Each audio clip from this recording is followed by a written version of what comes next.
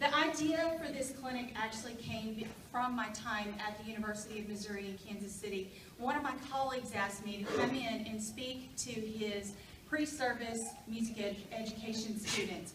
This was the last semester of their coursework, and they were in practicum courses at the time and getting ready to go out and do their student teaching the following semester. And I said, well, what do you want me to talk to him about? And he said, I want you to just think of what's something that you wish you had known before you got into the teaching profession, before you became a music educator, that nobody told you. So I got to thinking about life as a 22-year-old and what was going through my head when I was in my student teaching. And the one thing that came to me that I wish somebody had told me was that there are going to be times in your career where you flat out don't want to get out of bed in the morning. Where the idea of going and listening to that beginning woodwind class is nails through your forehead.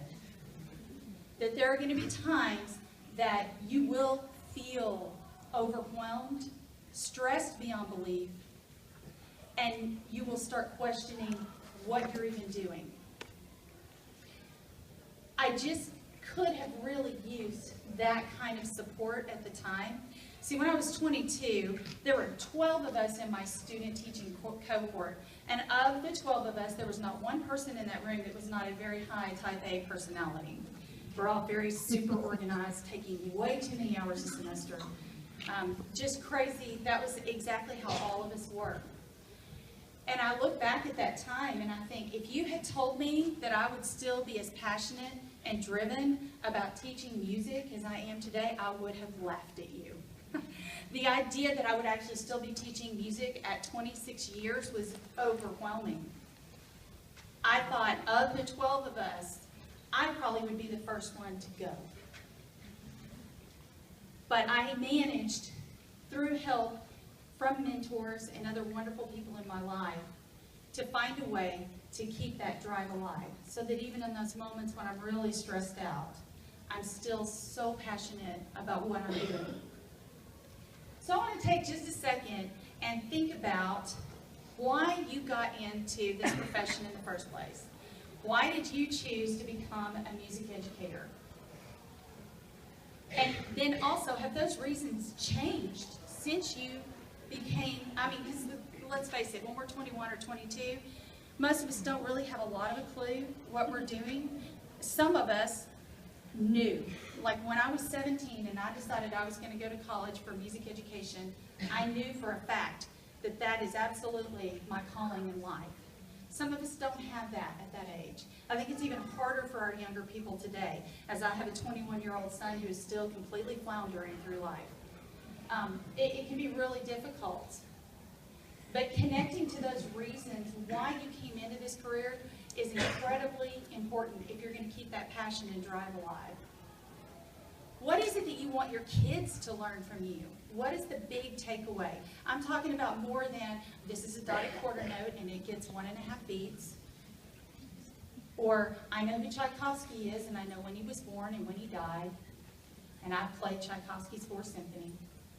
More than that, what are the ideas that you want your kids to walk out of your classroom with, the big picture ideas?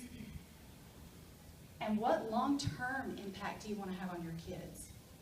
You know, so that when you run into them, and oh my goodness gracious, now my students from the early part of my teaching, yes, I'm now finally old enough that I get to teach their grandchildren.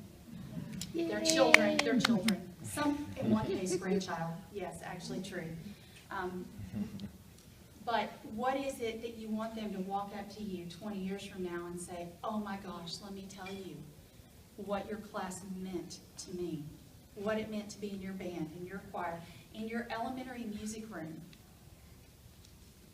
Those are the things that I want, that you have to be able to connect to. Okay, there we go. Now it's like freaking out. All right. There we go. So ikigai, that is a Japanese word, ikigai. And it literally means your reason for being. In the Japanese culture, this is what everything is about. You need to find your reason for being. What is your reason for getting up in the morning? And it is not to teach the concert B-flat scale.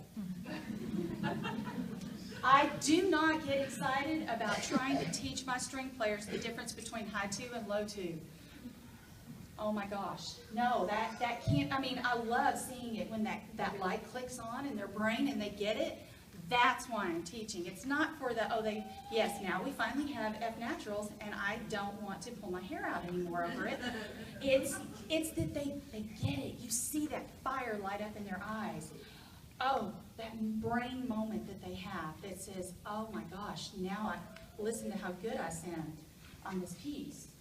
But it's finding what you're good at, what you're passionate about, what you love doing, and making that a part of your everyday existence. Making that the first thing that you're thinking about when you get up in the morning and going, oh my God, I can't believe I get to get a paycheck for doing this. Instead of, good God, they do not pay me enough for this. There is no way I get paid enough money for what I'm doing today. So no matter where you are in your professional career, you're going to hit a moment somewhere in there where you could have teacher fatigue or burnout. It happens to all of us. And if it hasn't ever happened to you, then oh my gosh, congratulations for you. That is wonderful. But I bet you anything, there's somebody in your building that is feeling this teacher fatigue right now.